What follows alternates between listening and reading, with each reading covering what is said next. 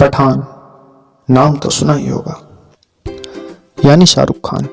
SRK ने अपने 30 साल के करियर में पहली बार फुल फ्लैश एक्शन मूवी की है और 4 साल के बाद किंग खान ने बड़े पर्दे पर वापसी की है। तो आज मैं इस मूवी को एक्सप्लेन करने वाला हूँ कि आखिर पठान मूवी कैसी है। तो चलिए स्टार्ट करते हैं। और आप लोगों से रिक्वेस्ट है कि चैनल को सब्सक्राइब ज़रूर कर लेना और बेल आइकन भी प्रेस कर देना, और वीडियो अच्छी लगे तो लाइक भी कर देना और कमेंट करके बताना कि वीडियो कैसी लगी आपको। तो चलिए अपनी सीट बेल्ट बांध लीजिए क्योंकि वीडियो शुरू होने वाली है। तो फिल्म की कहानी स्टार्ट होती है 2019 के पाकिस्तान से, जहां न्यूज़ के द्वारा पता चलता है भारत के कश्मीर में 370 को रद्द कर दिया गया है और भारत के इस फैसले से पाकिस्तान के सर में दर्द होना शुरू हो जाता है। और पाकिस्तान का एक जनरल होता है जिसका नाम जनरल कादिर होता है। वो भारत के इस निर्णय पर भारत को सबक सिखाने के लिए आउटफिट एक्स नाम के एक ऐसे आतंकी गिरोह का सहारा लेता है जिसका लीडर जिम होता है, यानी जोहन इब्राहिम। अगर जिम की बात करी जाए तो जिम एक वक्त में इंडियन रॉ का जाबाज और देश का वक्त एजेंट हुआ करता था, मगर एक मिशन में उसकी प्रेग्नेंट बीबी को उसके ही सामने बेरहमी से मार दिया जाता है। लेकिन जिन लोगों ने जिम को और उसकी प्रेग्नेंट बीबी को किडनैप किया था, उन्हीं लोगों ने इंडियन सरकार से 10 करोड़ रुपए की मांग की थी, पर सरकार उन्हें पैसे नहीं दे पाई। उन्होंने जिम की बीबी को मार डाला, लेकिन साथ ही इंडियन गवर्नमेंट को यह भी लग रहा था कि उन लोगों ने जिम को भी मार दिया है। लेकिन जिम मरा नहीं था, वो जिंदा ही था। लेकिन अब जिम के अंदर देश के लिए नफरत जाग उठी और वो देश के दुश्मनों के साथ में मिलकर अपने ही देश को तहस नहस करने की ठान लेता है।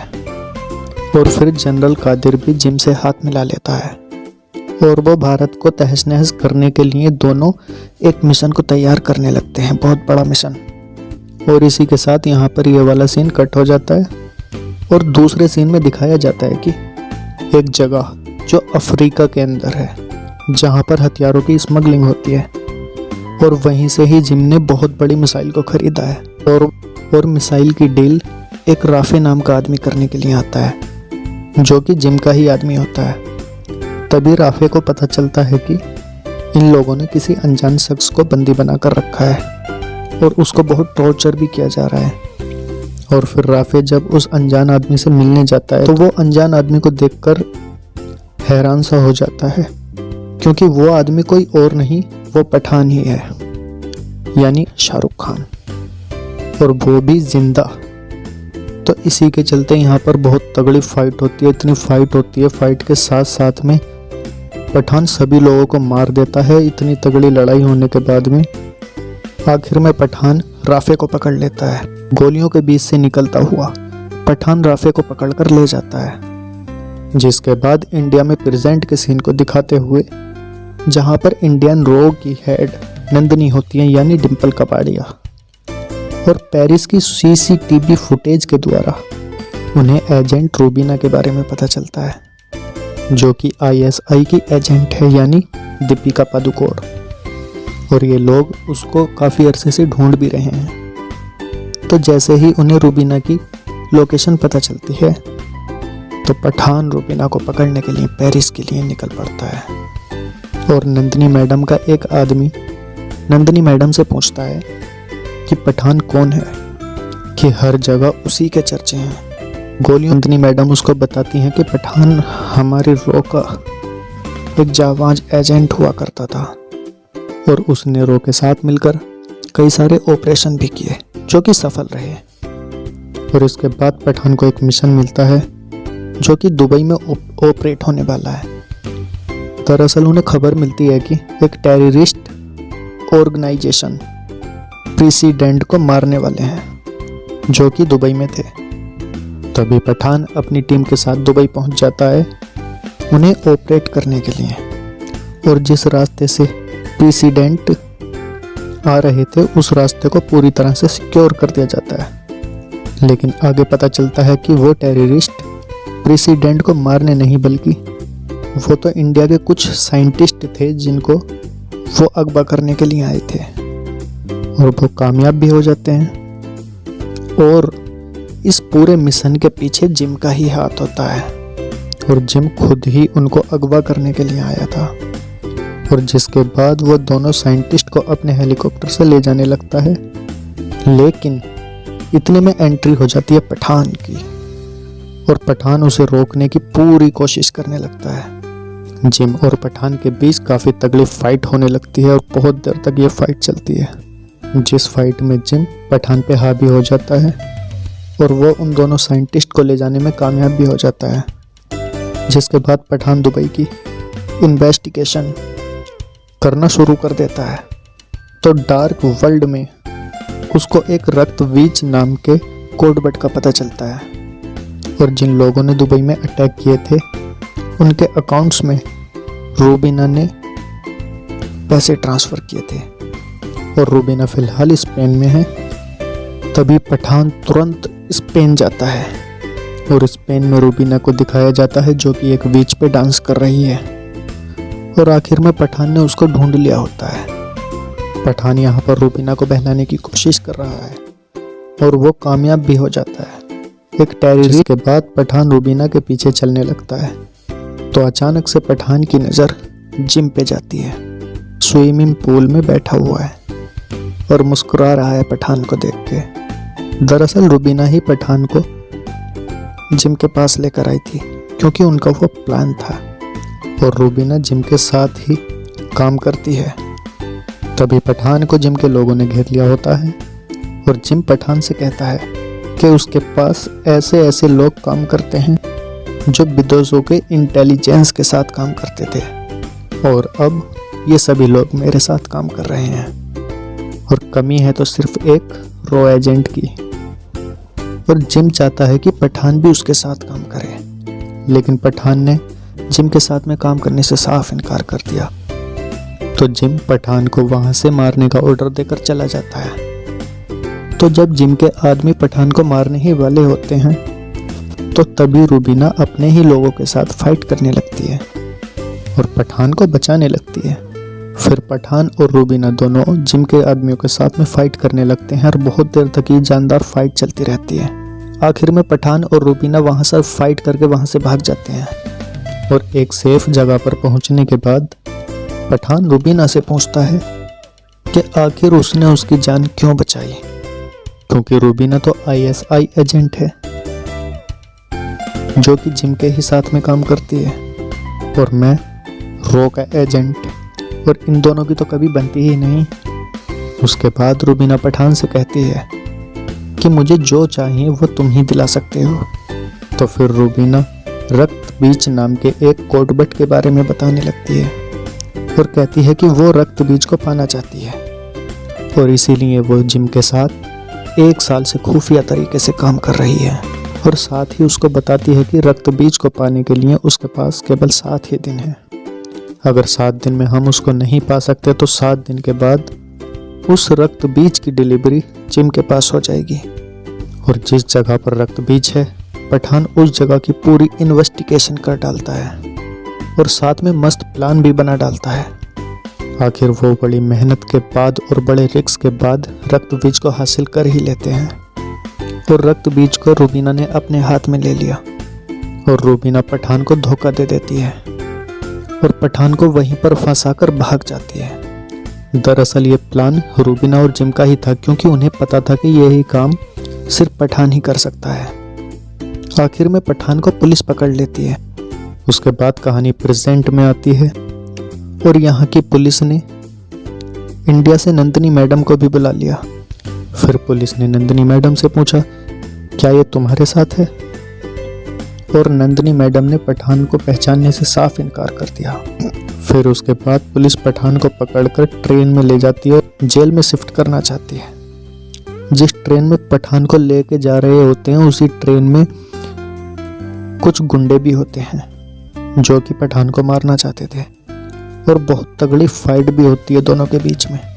और आखिर में पठान को गुंडे मारने ही वाले होते हैं तभी एंट्री होती है टाइगर यानी सलमान खान की, जिसके बाद टाइगर और पठान दोनों मिलकर गुंडों को मारने लगते हैं और बहुत देर तक बहुत तगड़ी फाइट होती है। और आगे नंदिनी मैडम को दिखाया जाता है जो कि पठान से मिलने के लिए आती है। दरअसल नंदिनी मैडम को पता था कि पठान को बचाने के लिए टाइगर आ रहा है। फिर नंदिनी मैडम पठान को बता देती हैं कि जिस रूबीना ने तुम्हें धोखा दिया है वो इस वक्त पेरिस में मौजूद है। तभी पठान रूबीना को पकड़ने के लिए पेरिस पहुंच जाता है और फाइनली उसको पकड़ भी लेता है। और रूबीना पठान को सब कुछ सच सच बता देती है कि आखिर जिम का प्लान क्या है। वो बताती है कि जिम रक्त बीज के जरिए एक म्यूटेड वायरस बना रहा है, इसीलिए ही जिम ने दोनों इंडियन साइंटिस्ट को अगवा किया है। और बताती है कि ये वायरस कोविड-19 से भी ज़्यादा खतरनाक होगा, जो कि कुछ ही घंटों में अपना असर दिखा देगा। इसीलिए रूबीना पठान का साथ देने को कहती है और वो कहती है कि वो इसे इस बार धोखा नहीं देगी, क्योंकि अब बात मासूम लोगों के जान की है।